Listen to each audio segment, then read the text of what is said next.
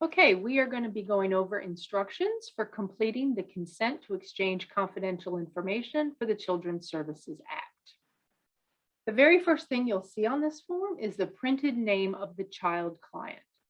Every CSA case or inquiry or request for services is child specific, so we're asking that you please put the name of your CSA child in this box here. The next box would be the name of the person who is consenting. In most instances, that's going to be the name of the parent or the legal guardian, the authorized representative.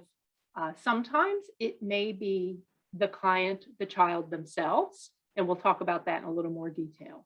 But this line is going to be the name of the person who is consenting, either for themselves or on behalf of the child client.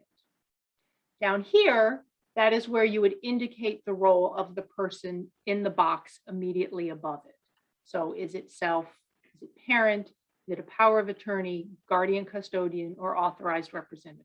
It's very important that we know who the person in the second box is, their relationship to the actual child client. In this box down here, the email of the consenting person. That would be the email address if available. We do like in CSA to be able to reach out, do surveys and inquiries. So if that information is available, we would appreciate having that there. The child client's birth date goes here. This is not for the person consenting unless that is the child client. This is always going to be the birth date of the child client named on the very top line. Their legal address, if available, would go in this box here. If it's not available, or if it is not something to be shared, that will not hold up your consent. But again, if available, we would like to have it in this box. In the middle, you're going to see the number of organizations or individuals that can exchange information about the child client. These are standard child serving agencies that we work with, and they also include some state offices that may receive information during the purpose of CSA audits and other business practices. If there are other entities with whom we want to exchange information, they would be listed in this other box. Examples would be private providers, therapists, acute settings, for instance. Those would be certain examples if they are entities that are not covered in these listed agencies here. Okay, very important, this yellow highlighted box in the middle. In previous iterations of this consent, you had to check every box to indicate what information you wanted to exchange. Here we have simplified that. You may check one box, all information below, which thereby indicates that all of these other items are information items that can be shared. You also have the alternative of checking only the information checked below and indicating certain items, such as education records, mental health records, social services records, etc. You would check either all information below, or you would check only the information checked below and then check individual items to be shared. Please be aware that if certain items are not checked, that may prohibit the family from receiving CSA services in that service area. If you have any questions about what items need to be checked for your particular child client, feel free to reach out to us. We can talk about that on a case-by-case situation. And if there are any other reasons other than services, treatment, payment, CSA business, you can indicate that in this line here.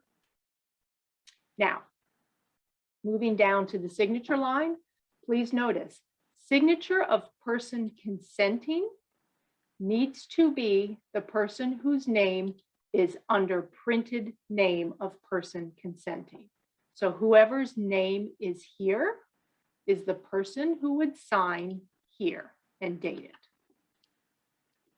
If possible, we would like to have children, at least ages 13 and older, sign as well. That is not required. However, the person consenting here in this second box is the person who would sign here.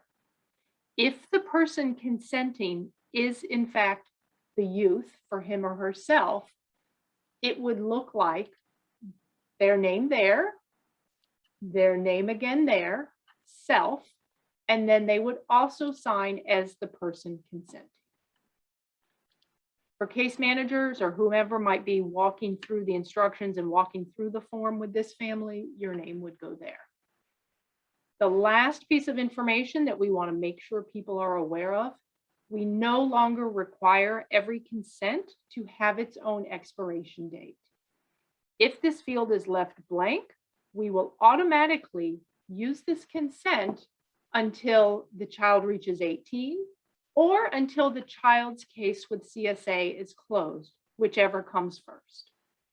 You do not have to put in that date. We will figure that date out. You do have the option of including your own consent end date if you would like, but it is not necessary. If you do provide a date here, then you need to know that the consent will have to be updated when that expiration date has arrived, unless the child is no longer receiving services. And do know that all children, once they turn 18, if they remain CSA eligible, must sign their own consent unless we have proof of guardianship papers. So that's our consent. There are a couple of frequently asked questions which are attached to the instructions which come with the consent. Is the child required to sign? The child is not required to sign, unlike in past consents, unless the child is seeking services on their own. If the parent is seeking services on behalf of the child, the parent would be the one who signs. If the child is seeking services on their own behalf, then they are required to sign. Another question we frequently get, how do I rescind my consent? Especially with it not having an expiration date, this is an important point. The person who is consenting can provide written requests to the CSA office to void the consent. And please note that if that is received, that will automatically end all CSA funded services. Another question is, what age should a child sign their own consent? Legally, a child can sign at any age. However, we encourage any child that is 13 years or older to sign their consent. And again, anyone who is 18 must sign their own consent unless we have guardianship paper on file. And then finally, if a parent consents, but the child refuses to sign, can we still get services?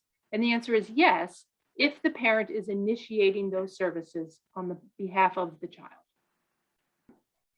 Thank you. And as always, if you have any questions about completing the CSA consent to exchange information, you can always reach out to any of the staff people or send your inquiry to dfscsa@fairfaxcounty.gov.